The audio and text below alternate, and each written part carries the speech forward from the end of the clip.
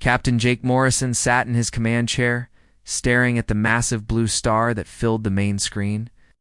The UES Horizon had been traveling for 3 months to reach this system. It was humanity's first real journey beyond the solar system, and Jake felt the weight of history on his shoulders. "Captain, we're picking up some interesting readings from the third planet," said Lisa Grant from the navigation station. Her fingers danced across the controls as she analyzed the data. "It looks like there might be ruins of some kind." Jake nodded and turned to his communications officer. "Amy, send a message back to Earth. Let them know we found something worth investigating." Amy Rodriguez looked up from her station with a concerned expression. "Sir, I'm getting some interference. There's something out there that's blocking our signal." Before Jake could respond, the ship's alarms began blaring. Ryan Parker, the chief engineer, called out from his station. "Captain, we've got company. Multiple contacts dropping out of hyperspace." The main screen shifted to show space around their ship. What Jake saw made his blood run cold. 12 massive ships had appeared around them, each one 3 times the size of the Horizon. They were unlike anything he had ever seen. The ships looked like they were made of pure crystal, gleaming and reflecting light in ways that hurt to look at. "They're beautiful," whispered Lisa, her voice filled with awe. "And deadly," added Ryan, checking his instruments. "These ships are packing serious firepower. Energy readings are off the charts." Jake stood up from his chair. This was it. Humanity's first contact with an alien species. Everything he said and did in the next few minutes would determine the future of his species. "Amy, open a channel. Let's see if we can talk to them." "Channel open, sir," Amy reported. "This is Captain Jake Morrison of the United Earth ship Horizon. Come in peace. We are explorers from the planet Earth, and we mean no harm to anyone." The response came immediately. A voice filled the bridge, cold and mechanical, speaking perfect English. "Primitive vessel, you have entered territory claimed by the Velkari Empire. Submit to immediate boarding and inspection. Resistance will result in your destruction." Jake felt his heart skip a beat. This was not going the way he had hoped. "We didn't know this was your territory. We're just peaceful explorers. Perhaps we could discuss this like civilized beings." There was a long pause. When the voice returned, it sounded angry. "You dare to refuse a direct order from the Velkari Empire? No species has ever shown such disrespect. You will comply immediately or face the consequences." Jake looked around at his crew. Lisa was pale, Amy was shaking, and Ryan was frantically checking his systems.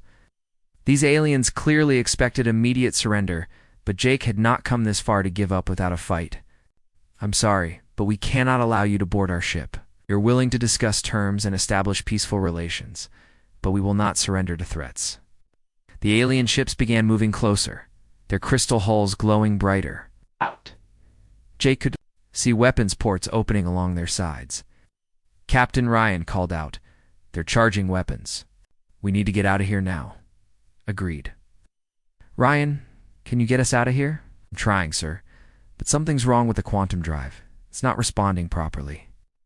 Ryan's hands flew across his controls, sweat beading on his forehead. Jake watched as the alien ships continued to close in. Their weapons were fully charged now, and he could see the energy building up in their crystal structures. "How long do you need?" "Just a few more seconds. I think I can boost the power by rerouting energy from the communications array." "Do it." Ryan made the connection, and suddenly the ship's lights flickered. The quantum drive hummed to life, but something was wrong. Instead of the usual gentle vibration, the ship began shaking violently. "Ryan, what's happening?" "I don't know, sir. The drive is overloading. The energy surge is massive." Suddenly space around the horizon erupted in a brilliant flash of light. The quantum drive had created a massive energy wave that spread out in all directions. Jake watched in horror as the wave struck the alien ships. 3 of the crystal vessels were caught. Directly in the blast, their perfect crystal hulls began to crack and shatter. One ship split completely in half, its crew compartments exposed to space. Another ship's weapons systems exploded, sending fragments of crystals spinning through the void. "My God," whispered Lisa, What have we done? The remaining alien ships immediately opened fire. Energy beams lanced through space, striking the Horizon's shields. The ship shook under the impact, and sparks flew from damaged control panels. Shields down to 60%, Ryan reported. We can't take much more of this.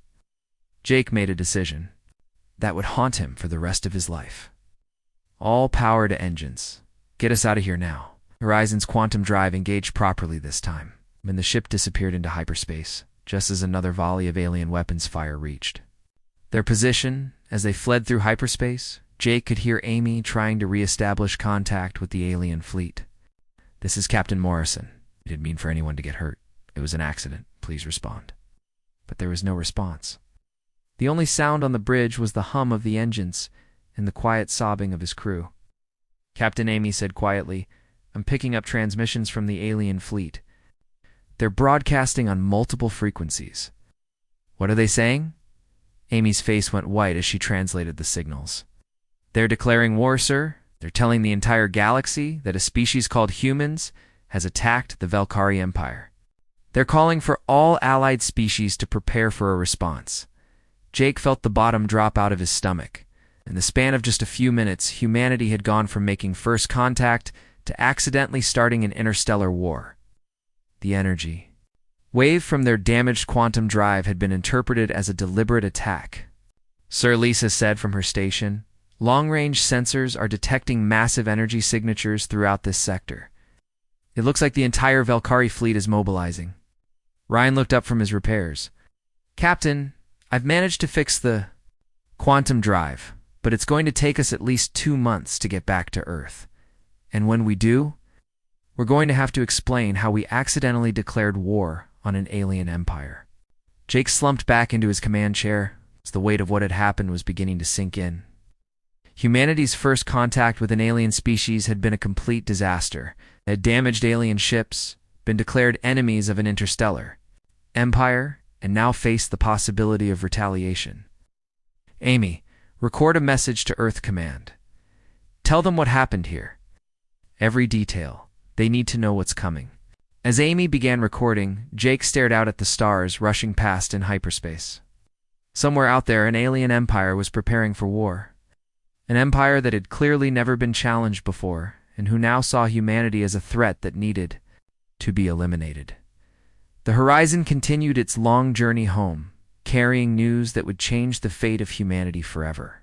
Captain Jake Morrison had set out to explore the galaxy and make peaceful contact with alien life. Instead, he was returning as the man who had accidentally started humanity's first interstellar war. Behind them, Velkar Empire was already beginning to move. Their crystal ships were gathering, their weapons were being prepared, and their message was spreading throughout the galaxy. A new species had dared to attack them, and the Valkyrie had never forgiven such an insult.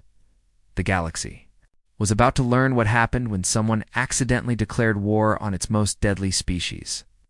The news spread across the galaxy like wildfire, on 1,000 different worlds in 100 different languages. The same message was being broadcast. A new species called humans had attacked the mighty Valkyrie Empire on the Council World. Of Nexus Prime, Ambassador Kethmore of the Savari people sat in his meditation chamber when the emergency alert reached him. His long, graceful fingers trembled as he read the report. The Savari were a peaceful race, and Kethmore had spent his entire life working for harmony between the galaxy's many species.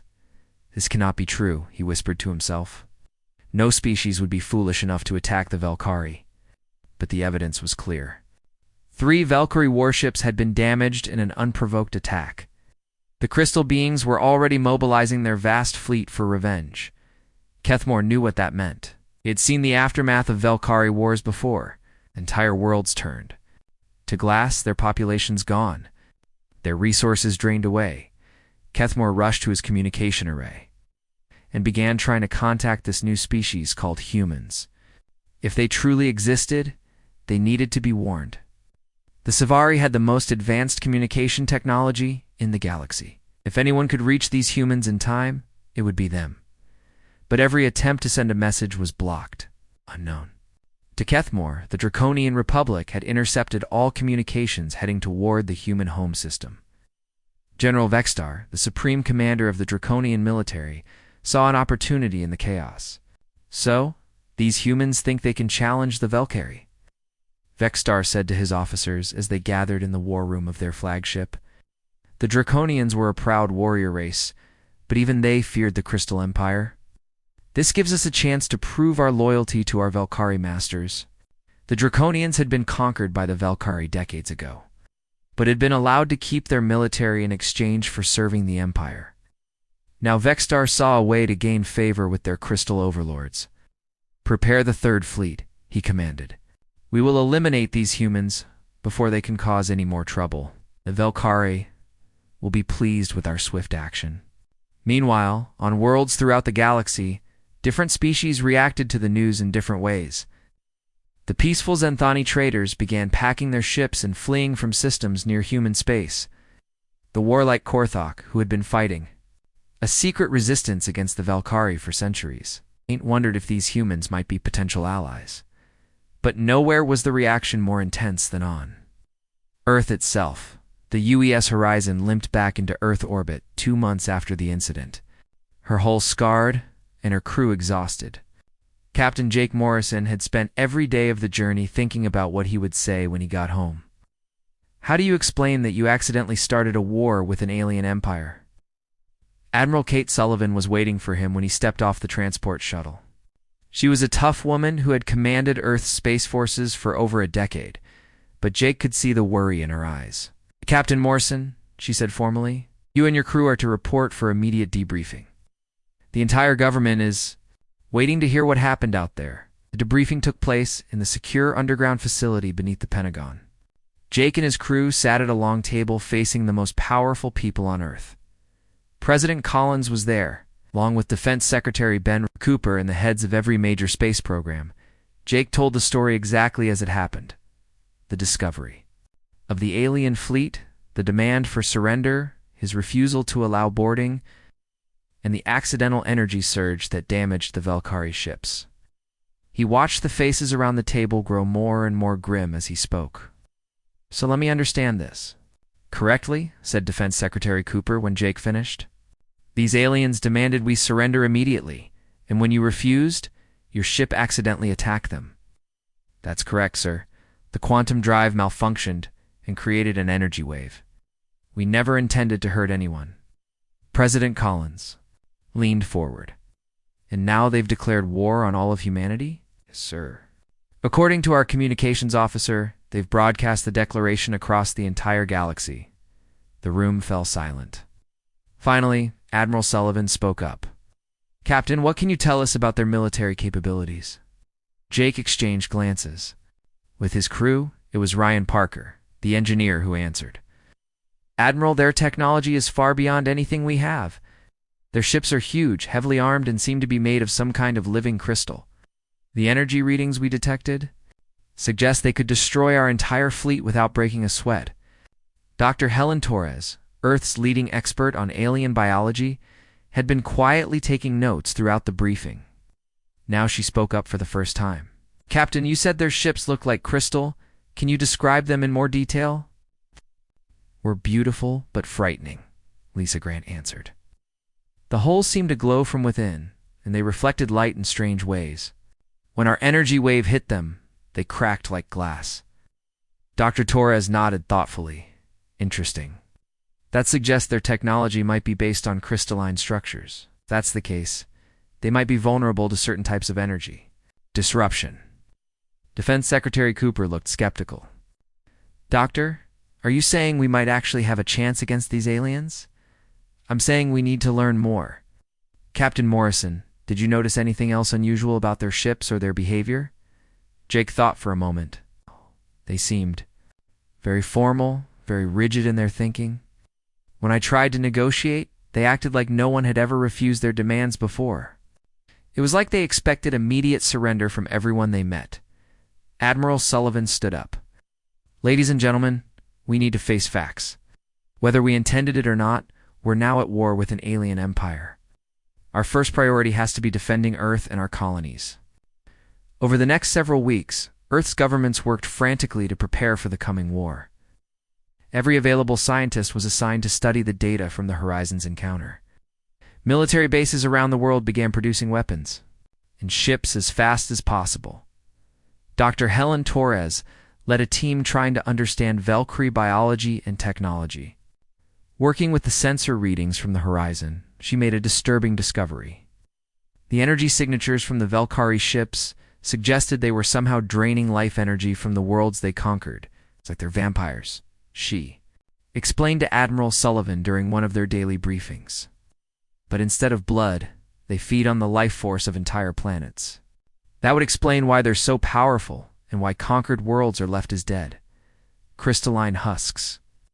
Meanwhile, Dr. Marcus Webb was leading a team trying to understand why the quantum drive had malfunctioned. What they discovered was both terrifying and hopeful. The energy wave that had damaged the Valkyrie ships was unlike anything in known physics. It seemed to disrupt the crystalline structures that made up their technology. Admiral Dr. Webb reported, "I think we might have accidentally discovered their weakness. The quantum field effect seems to interfere with their crystal-based systems. If we can weaponize this technology, we might actually have a fighting chance." As Earth prepared for war, long-range sensors began detecting massive energy signatures moving through space toward the solar system. The Valkyrie war fleet was coming. They were bringing enough firepower to sterilize entire worlds. But Earth was not without allies. Deep in space, Ambassador Kethmore had finally found a way to bypass the draconian communication blocks. His message reached Earth just as the first Valkyrie scouts entered the outer solar system. "People of Earth," his message began, "you have made a terrible enemy, but you are not alone. There are those in the galaxy who have waited long for someone brave enough to stand against the crystal tyrants." The message was signed by the Galactic Resistance, a secret organization that had been fighting the Valkyrie for centuries. For the first time since the crisis began, the people of Earth had reason to hope. The war was coming, but humanity would not face it alone. The transformation of Earth began immediately after the emergency session ended. Within hours, every major government on the planet had agreed to join the Terran Defense Coalition. Admiral Kate Sullivan found herself in command of humanity's entire military force, a responsibility that kept her awake at night.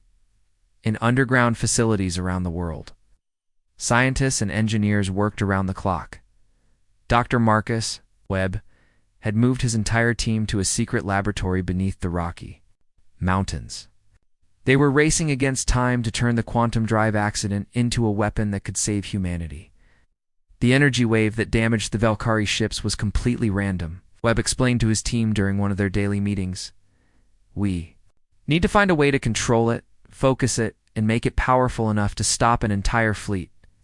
His assistant, Dr. Lucy Hamilton, looked up from her computer screen. "Marcus, I think I found something. The quantum field seems to create a resonance frequency that disrupts crystalline structures. If we can amplify that frequency, we might be able to shatter their ships like glass."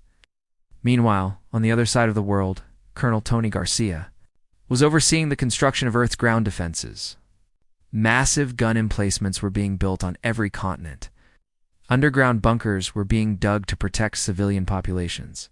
Every major city was being turned into a fortress. "The problem is, we don't know where they'll attack first," Garcia explained to his officers. "They could hit any of our colonies, or they might come straight for Earth. We have to be ready for anything." Above Earth's atmosphere, construction crews worked day and night to build orbital defense platforms. These massive structures were armed with the most powerful weapons humanity had ever created. Railguns that could fire projectiles at incredible speeds, missile batteries loaded with nuclear warheads, and experimental laser arrays that could cut through the strongest armor. Sarah Mitchell was training the first squadron of pilots who would fly humanity's newest fighter craft. These small, fast ships were designed to swarm around the massive Valkyrie vessels, like angry wasps. Sarah had been a test pilot before the crisis began. Now she found herself preparing for the most important mission in human history. "Remember," she told her pilots during their daily briefing, "these aliens have never faced anything like our tactics before. They're used to fighting big ship against big ship. We're going to hit them fast, hit them hard, and get out before they know what." happened. But humanity's preparations were complicated by unexpected visitors. 3 months after the Horizon returned to Earth, strange ships began appearing at the edge of the solar system. These were not Valkyrie vessels, but something entirely different. The first ship to make contact was a graceful, curved vessel that looked like it was grown rather than built. Its captain was a tall, slender being with blue skin and large, gentle eyes. This was Captain Valandra of the Zenthani trading fleet. People of Earth, Valandra broadcast when her ship approached the orbital defense platforms. "We come as friends. We bring warning of the terrible danger you face." Admiral Sullivan was cautious about allowing any alien ship near Earth, but the Zenthani came with their weapons powered down and their shields lowered. Against her better judgment, she allowed Valandra to land at the main spaceport in Geneva. The meeting between humans and Zenthani took place in the same secure facility where Jake Morrison had been debriefed months earlier. Valandra stood nearly 8 feet tall, but her manner was gentle and peaceful. She spoke through a translation device that converted her musical language into English. "Your species has made a terrible mistake," she said sadly. "The Valkyrie Empire has destroyed 1,000 worlds. They do not simply conquer planets. They consume them, draining away all life and leaving nothing but empty crystal shells." Dr. Helen Torres leaned forward with interest. "Captain Valandra, can you tell us more about how they do this? We've detected energy signatures that suggest some kind of life-draining technology. The Valkyrie are not truly alive as we understand it," Valandra explained. "They are crystalline beings who feed on the life force of organic creatures. Their ships are not just vessels, but living extensions of themselves. They grow stronger with each world they consume." The room fell silent as the implications sank in. President Collins finally spoke. "Are you saying they want to eat our entire planet, not eat?" Valandra corrected. "Train. They will extract the life energy from every living thing on Earth and use it to power their empire. Your world will become another dead crystal in their collection." Admiral Sullivan stood up. "Captain Valandra, why are you telling us this? Why risk coming here to warn us?" The alien captain's large eyes filled with what looked like tears. "Because my people were once free traders who traveled the galaxy in peace. The Valkyrie conquered our homeworld 50 years ago. We are all that remains of the Zenthani people, living as refugees and outcasts. Over the next few days, more refugee ships arrived. The Korthok resistance sent a battle-scarred warship commanded by a fierce warrior named Vexmel. The Korthok looked like walking lizards, with tough scales and sharp claws. But they had been fighting the Valkyrie for centuries. Your species shows promise," Dexmel growled through his translator when he met with human military leaders. "Most races surrender immediately when faced with Valkyrie power. You chose to fight. This makes you either very brave or very stupid." Colonel Garcia, who had been studying the alien's scarred appearance, asked the obvious question. "Which two?" "You think we are?" The Smel's mouth opened in what might have been a smile, showing rows of sharp teeth. "Both. But that might be exactly what the galaxy needs." The refugees brought invaluable intelligence about Valkyrie tactics and technology. They confirmed Dr. Torres's theories about life draining and added crucial details about how the crystal ships operated. Most importantly, they brought news about other species who might be willing to help. "There is a secret network of resistance fighters throughout the galaxy," explained Kethmore, the Savar ambassador who had finally managed to reach Earth. "Many species have lost their homeworlds to the Valkyrie, but we have never had a rallying point. Never had a species strong enough to lead a real fight." Admiral Sullivan looked around the room at the gathering of alien refugees and human leaders. "Are you suggesting that Earth could become that rallying point? Your species has already done something no other race has managed in 1,000 years. Kethmore replied, "You hurt them. When your ship's energy wave damaged those Valkyrie vessels, it sent shockwaves through their entire empire. For the first time, they discovered they were not invincible." Dr. Webb had been listening quietly to the conversation, but now he spoke up. "I think we know why our quantum technology affects them so strongly. The energy field we accidentally created disrupts the crystalline matrix that their ships are built from. It's like hitting a wine glass with the right sound frequency. Dexmel leaned forward with interest. You can create more of these energy fields? We're working on it, Webb admitted. But we need more time. The Valkyrie fleet will be here in less than 3 months. The room buzzed with nervous energy. 3 months to prepare for a war against the galaxy's most powerful empire. 3 months to turn an accident into a weapon. 3 months to unite humanity with a handful of alien refugees and somehow survive what was coming. Sarah. Mitchell spoke up from her position near the back of the room. Dr. Webb, if you can create these quantum field weapons, how do we deliver them? Our fighters are fast, but the Valkyrie ships are enormous. That's the beautiful part. Webb replied with the first smile anyone had seen from him in months. We don't need to get close. If we can create a large enough quantum field generator, we can affect their entire fleet at once. Turn their own size against them. Admiral Sullivan nodded slowly. Then that's our plan. We build these quantum field generators. We prepare our defenses. And we show the Valkyrie that humanity doesn't surrender without a fight. As the meeting broke up, the various species began working together in ways the galaxy had never seen before. Human engineers collaborated with Zenthani scientists. Korthok warriors trained alongside human soldiers. The peaceful Savari shared their communication technology to help coordinate the growing resistance.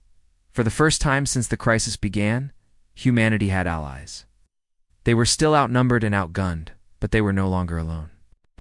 Question now was whether their desperate preparations would be enough to survive the coming storm. The Valkyrie fleet arrived at the edge of the solar system like a crystal storm. 200 massive ships dropped out of hyperspace in perfect formation, their crystalline hulls gleaming in the light of Earth's sun. Fleet Commander Zixthera stood on the bridge of her flagship, confident that this would be another easy victory. Begin the standard approach, she commanded her officers. Target the largest population centers first. We will drain this world completely before moving onto their colonies. But as the Valkyrie fleet advanced toward Earth, they encountered something they had never seen before. Instead of the terrified surrender they expected, space around Earth erupted with weapons fire. Admiral Kate Sullivan watched from the command center deep beneath the Pacific Ocean as humanity's orbital defense platforms opened fire. Massive rail guns hurled projectiles at incredible speeds toward the alien fleet. Nuclear missiles streaked through space, their engines burning bright against the darkness. All stations, this is Admiral Sullivan, she broadcast to every human ship in defense platform in the solar system. Today we fight not just for Earth, but for every free species in the galaxy. Show them what humans do when someone threatens our home. The first wave of human attacks struck the Valkyrie vanguard like a hammer blow. The crystal ships had shields designed to absorb and redirect energy weapons, but they had never faced solid projectiles moving at such high speeds. Railgun rounds punched through their defenses, shattering crystal hulls and sending fragments spinning through space. Captain Jake Morrison, now commanding the upgraded U.S. Defiance, led a squadron of human warships in a coordinated attack on the enemy's left flank. His ship had been equipped with the latest quantum field generators, making it one of the most dangerous vessels in Earth's fleet. All ships follow my lead, Jake commanded as he guided his squadron between two massive Valkyrie cruisers. Them fast and get out before they can target us properly. The human ships moved in ways that confused the alien commanders. Instead of forming battle lines like every other species they had fought, the humans scattered in all directions, attacking from multiple angles at once. Their smaller, faster ships darted between the massive crystal vessels like angry insects.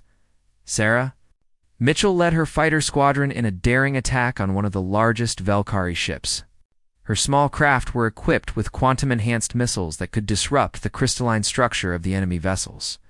Remember your training, she called to her pilots as they dove toward their target. Hit the weak points where the crystal formations connect. Those are the spots where our quantum weapons will do the most damage. Her fighters streaked past the enemy's defensive fire and released their missiles. The quantum-enhanced warheads struck the crystal ship's hull and exploded in bursts of energy that made the entire vessel shudder. Cracks appeared along the ship's surface, spreading like a spiderweb. On the ground, Colonel Tony Garcia commanded Earth's surface defenses. Massive gun emplacements hidden in mountains and underground bunkers added their fire to the battle. Anti-ship missiles launched from secret silos, streaking up through the atmosphere to strike at the enemy fleet. "Keep firing!" Garcia ordered. His gunners, every shot counts. We need to buy time for Dr. Webb's quantum field generator to come online.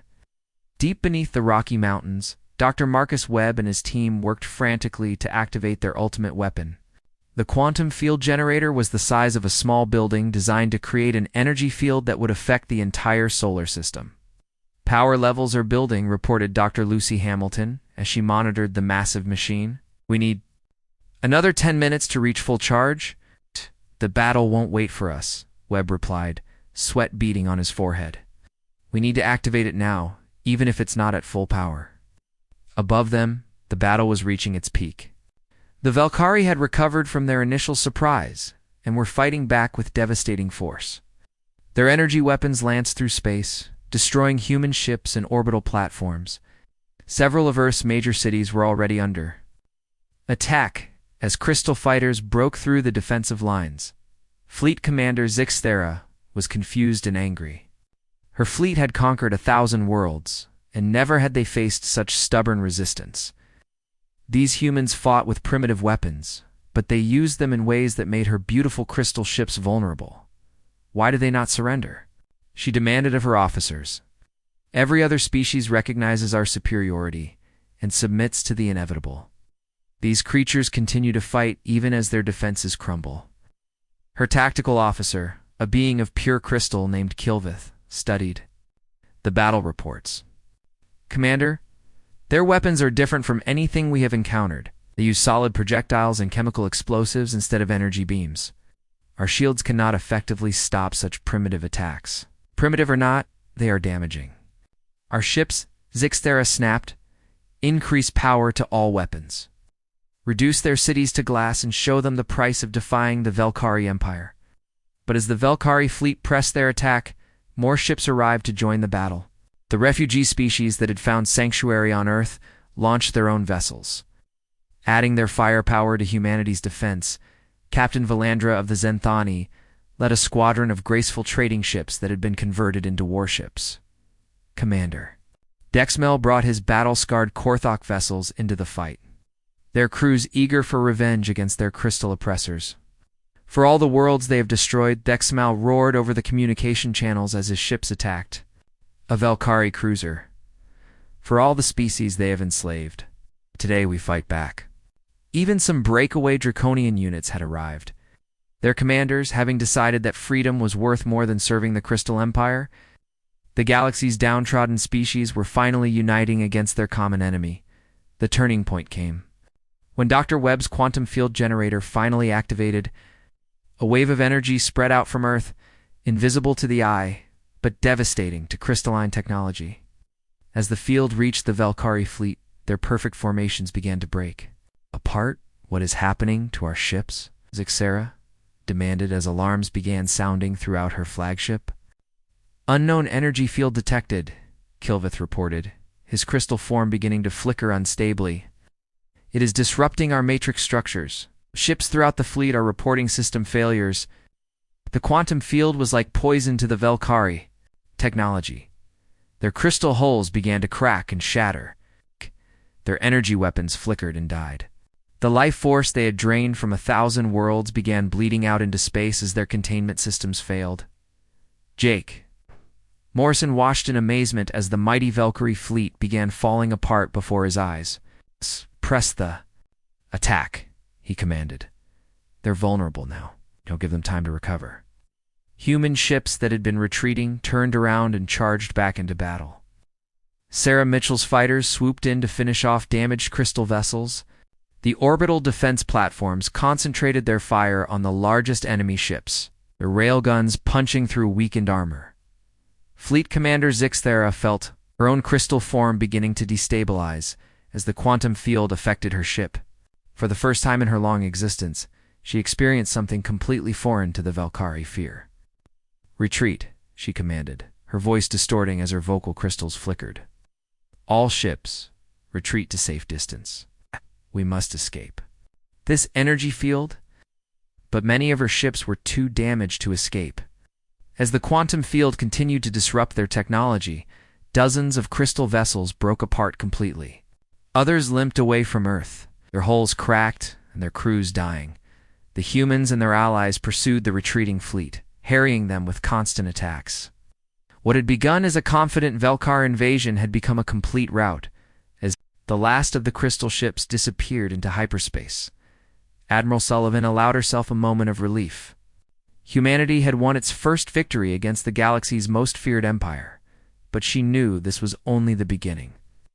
The Valkyrie would be back, and next time they would be prepared for humanity's quantum weapons.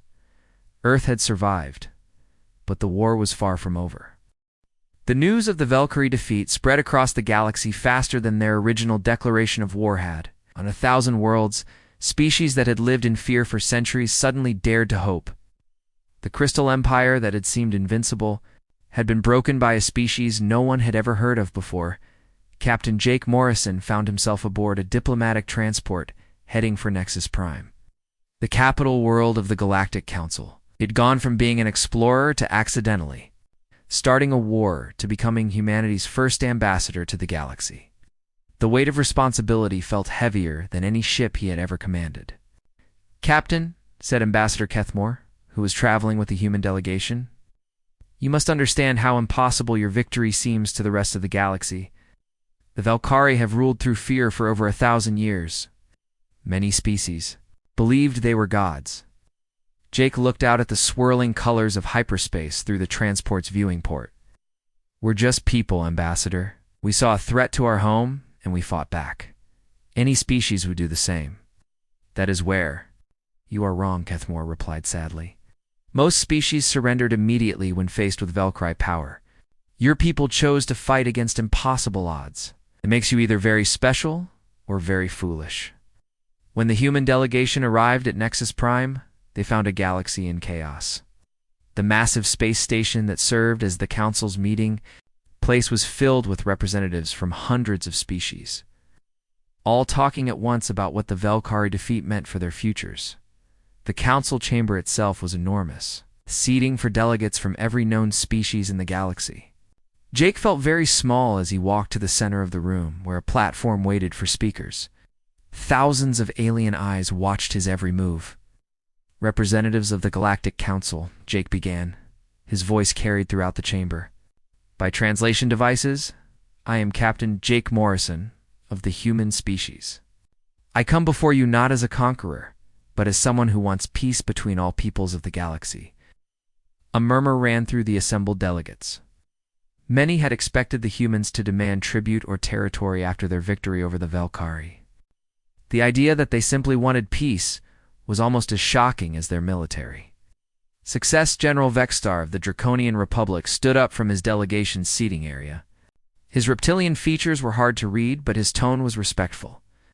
"Captain Morrison, the Draconian Republic offers alliance with your species. We have seen the power of human weapons and tactics. Together, we could bring order to the galaxy." Other delegates began shouting their own offers. Trade agreements, military alliances, requests for protection. Jake realized that humanity had suddenly become the most sought-after ally in the galaxy. But not everyone was happy about the change. In the darker corners of the galaxy, species that had served the Valkyrie Empire began to worry. Without their crystal masters to protect them, they would face the anger of all the races they had helped oppress on Earth. Admiral Kate Sullivan was dealing with problems closer to home. The victory over the Valkyrie had made humanity famous throughout the galaxy, but it had also made them a target. Refugee ships arrived daily, fleeing from worlds where the local Valkyrie governors were trying to maintain control. "Admiral," reported Colonel Tony Garcia during their daily briefing, "we're receiving distress calls from 17 different star systems. Local Valkyrie forces are trying to crush rebellions before we can help." Sullivan studied the star charts on her command table. "We can't be everywhere at once, Tony, but we can't ignore these calls for help either. These people are fighting for the same freedom we fought for." Dr. Helen Torres had been studying the data from captured Valkyrie technology and her discoveries. were both fascinating and disturbing. Admiral, I've figured out why the quantum field was so effective against them. The Velkari aren't just using crystalline technology. They are crystalline technology. What do you mean? Sullivan asked. They're not biological creatures using crystal tools, Torres explained. They're living crystals that have absorbed so much life energy over the centuries that they've become something else entirely. When our quantum field disrupted their matrix, it was like poisoning their entire existence. But Torres had discovered something even more troubling. Deep in the Velkari databases, she found references to something called the Void Spawn, according to the records. These entities had once threatened the entire galaxy, and only the Velkari's constant draining of life energy had kept them contained. Admiral, if the Velkari were using stolen life force to hold back some kind of cosmic horror, what happens now that their power is broken? The answer came sooner than anyone expected. Long-range sensors began detecting strange energy. Signatures from the galactic core, ancient structures that had been dormant for millennia, were suddenly showing signs of activity. Something was stirring in the darkness between the stars. Meanwhile, the political situation continued to evolve rapidly. Jake Morrison's diplomatic mission to Nexus Prime resulted in humanity being offered immediate membership in the Galactic Council. More importantly, they were asked to take a leadership role in what was being called the New Galactic Alliance. The irony is not lost on me, Jake told Admiral Sullivan during one of their quantum communication sessions, that we accidentally started a war and ended up being put in charge of galactic peace.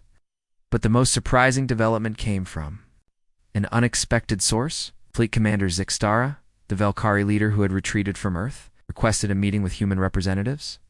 Her once mighty fleet was now reduced to a handful of damaged ships, and her crystal form was visibly weakened from exposure to the quantum field.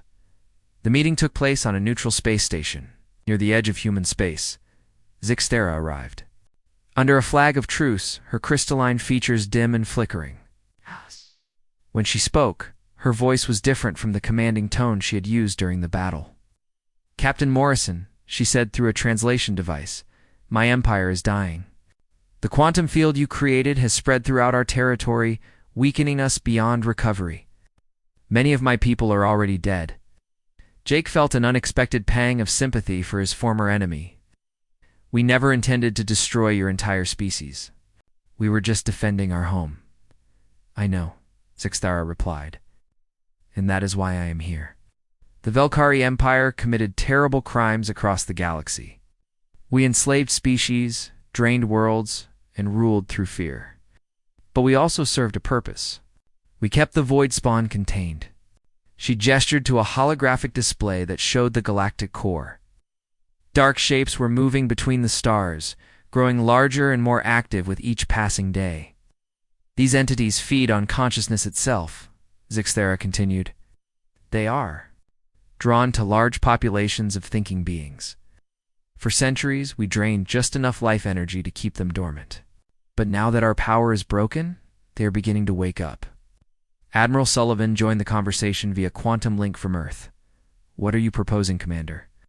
An alliance, Zixtara said simply. The remaining Velkari will share all our knowledge about the Void Spawn in exchange for protection under the New Galactic Alliance. We have committed great evils, but we do not wish to see the galaxy consumed by something far worse. Jake looked at the alien commander who had once tried to destroy his world. And you believe humanity can lead this alliance against the Void Spawn? Zixtara's crystal form flickered in what might have been a smile. Captain, your species did something no other race in the galaxy has ever accomplished. You turned a disastrous first contact into the foundation of a new galactic order. If anyone can unite the galaxy against this threat, it is the stubborn humans who refuse to surrender. Over the following months, Earth became the unofficial capital of the New Galactic Alliance. Human ships, now accompanied by vessels from dozens of allied species, began patrolling the galaxy. The former enemies worked together, sharing technology and knowledge in ways that had never been possible under Velkari rule. Captain Jake Morrison, now promoted to Admiral Morrison, stood on the bridge of the flagship U.S. Unity as the combined fleet prepared to head toward the galactic core. The ship was a marvel of cooperation, built with human engineering. Synthoni materials, Korthok weapons, and even some Velkari crystal technology. Morrow, reported Sarah Mitchell, who now served as his tactical officer. All ships report. Ready for departure? The fleet includes vessels from 47 different species. Jake smiled as he looked out at the largest fleet in galactic history. Ships of every shape and size, representing species that had been enemies just months before, now flying together under the banner of the Alliance. Take us out, Sarah. It's time to show the Void Spawn that the galaxy has new protectors. As the fleet jumped into hyperspace, Jake reflected on how much had changed since that first disastrous contact with the Velkari. Humanity had set out to explore the galaxy and had ended up saving it. They had accidentally declared war on the most deadly species in known space and had somehow turned that into the foundation of galactic peace. The greatest adventure was just beginning, and humanity was no longer facing it alone.